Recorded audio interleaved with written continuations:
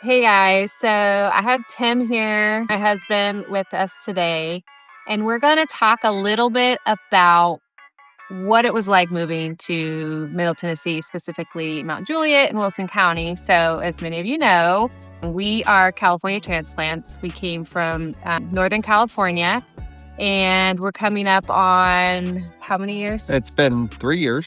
Almost 3 years in July. So, we're going to talk a little bit about what that process was like for us, and then expectations versus reality. So how many days did it take us to get here? It took us right around 3 to 4 days. I mean, it was kind of a blur because we got in the car and we were hoping to make it here for the 4th of July. We left, I think, July 1st. Yeah. And we did. We made it. We got unpacked and we enjoyed one wild fireworks show. We did. So our goal was like, okay, our kids, our son had just graduated from high school. Our daughter was a sophomore. And so the goal was like, let's get unpacked so we could get to the fireworks show.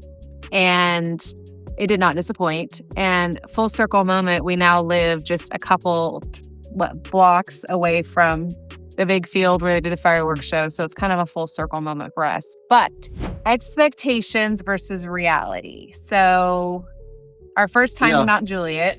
Our first time, I didn't know what to think because I wasn't 100% sure if that was going to be where we were going to be. It just it was very Costco-ish. It spoke to us.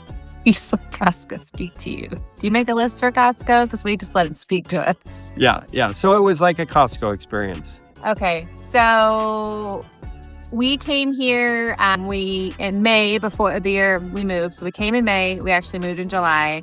Toured the area. We had a child who would be going into her sophomore year in high school. So we did all the schools and kind of tested the waters to see what it would look like. And I think it felt very spread out in the beginning when we were first brand new.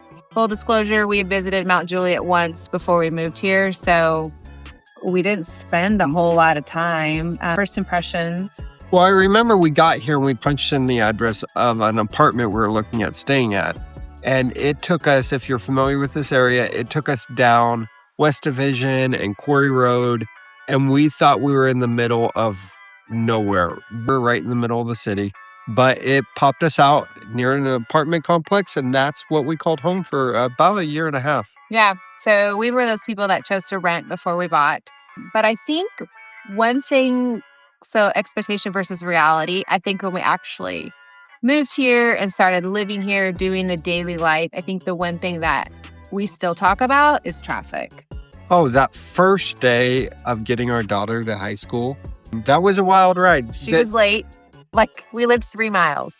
Yeah. It was quite the experience. And but it is cool to see the community recognize that, hey, we have a traffic problem, and they're in the process of working through it. It's got some work to be done. So Sure. If you don't live here and you plan to move here, just be patient with the process. They're getting there. For sure. I mean, you've talked to people who've been around forever, lived here forever, talk about it wasn't always like this. So I would say the influx of people like us, transplants, and people just relocating to Middle Tennessee have definitely added to the influx of people on the road. Providence area is definitely high traffic, especially during peak school time, drop off, work. You just have to be patient, I feel like. Yeah, I mean, traffic's going to start right about the time school gets out, and it just carries over till about 6:30 or so. And it becomes your new normal. Yeah, for sure. So we lived here about 3 years. I feel like we can maybe touch base on some of our favorite things about Wilson County, or maybe some hidden gems that we've discovered. Okay. So what is a hidden gem for you?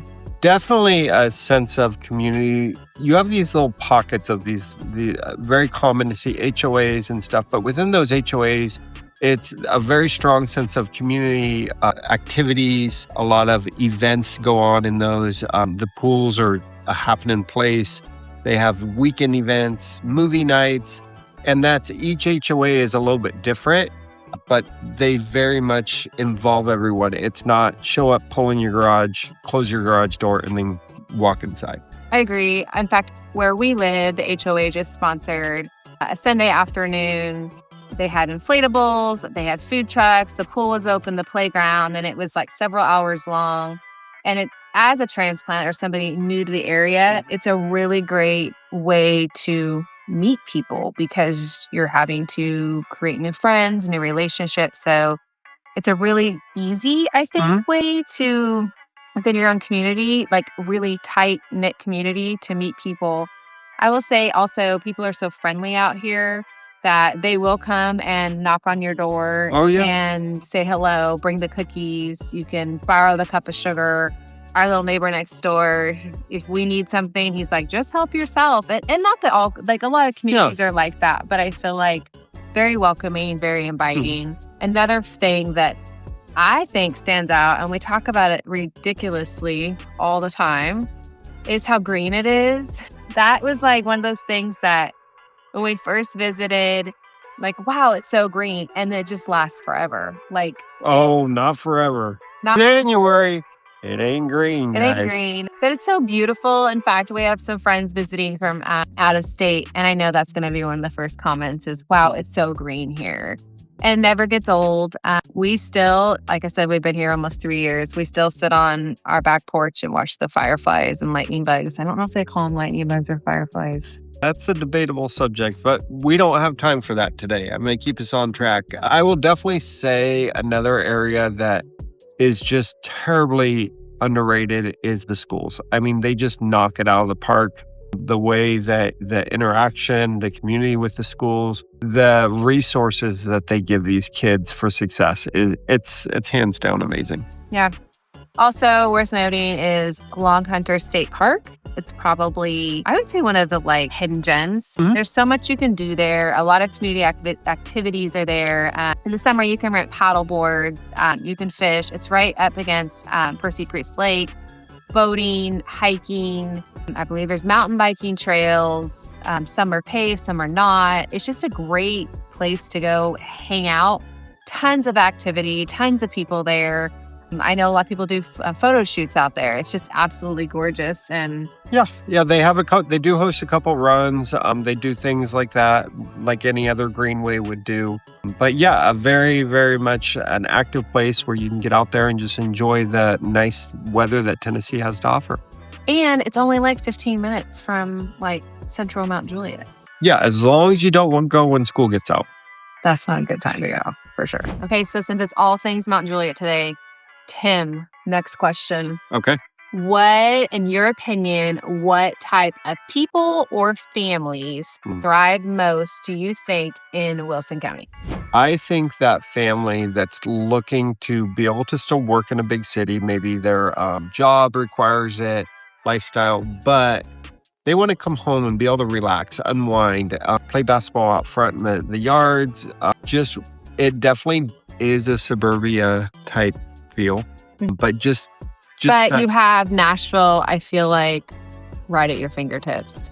So you can easily commute to downtown. If we find ourselves downtown all the time, usually it's for either showings, real estate, but also we love going to a concert. We can be downtown in 25 minutes. Park at Music City Center if you want good parking, because that's really cheap and very central.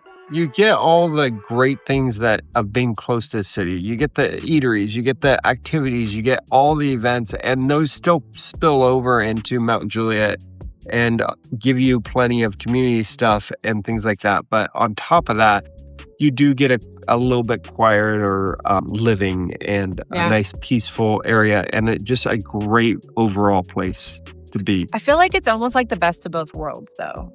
Yeah, it really is, because you're not far away. You're just a blink of an eye away from Nashville and everything that has to offer. Yep. But you can still have the quiet, like, suburban lifestyle if you want here in Mount Juliet or Wilson County in general. But you can also find those 1 to 5 acre lots as well. But if you're finding that you want to go spend time downtown, it's easy to you can also get on WeGo. There's several stations throughout Wilson County that will take you downtown, so you don't have to deal with parking at all. But you get the beauty of too with a bigger city, things like Uber and stuff, all those other options are very available. I mean, we can take an Uber and be down in Nashville in 15 minutes. So there's conveniences to where even if you don't use a public transport, you have a lot of resources that you can be there. Yeah. I mean, I think you said it best. It's like it's right there. You can have suburbia, but you can also have all the fun things that come with a big city. And if you want to mesh the world, you can. But if you don't want anything to do with it at all, it's fine too. Sometimes we'll go a little while without going down to the city, and that's nice too. Okay, so it's my turn to get creative with the question. Okay. If you could go back in time and change one thing or tell yourself one thing about Wilson County before moving here, what would it be? That's a good question. I know. I got it. Thought of it myself. The first thing that comes to mind would be, I wish we had done it sooner. 100%. If you ever get us on the phone and you're chatting to us and you're in the process of talking about it, that's the one thing you'll find about us is we are very sympathetic and understanding. Like, that's one area that we understand, like, wow, that was hard. That was harder than what we thought. And we remember that. But I think that's my answer because I love it here so much. Like, this is truly home. I agree. No regrets. I do think like, wow, what would have been like if our kids had been raised here, because we moved here when our son had just graduated and our daughter was entering her sophomore year. So we didn't hang out at the Little League park. We didn't go to the soccer fields. We see all these kids out riding their bikes up and down the street and call them like little bicycle gang. But our kids didn't do that because they were so much older. So there is a part of me that's like, gosh, what would that experience have been like with our kids? But yeah, wish we'd done it sooner, but I'm so grateful we did. I absolutely love it. Oh, absolutely no regrets. I'm kind of with you on that. If we could go back and do it a little bit sooner, I think that it would definitely be kind of cool to have raised our kids in that way. But we have a lot of great memories, a lot of no regrets, so to speak. But 100%. Would recommend. 10 out of 10. Exactly.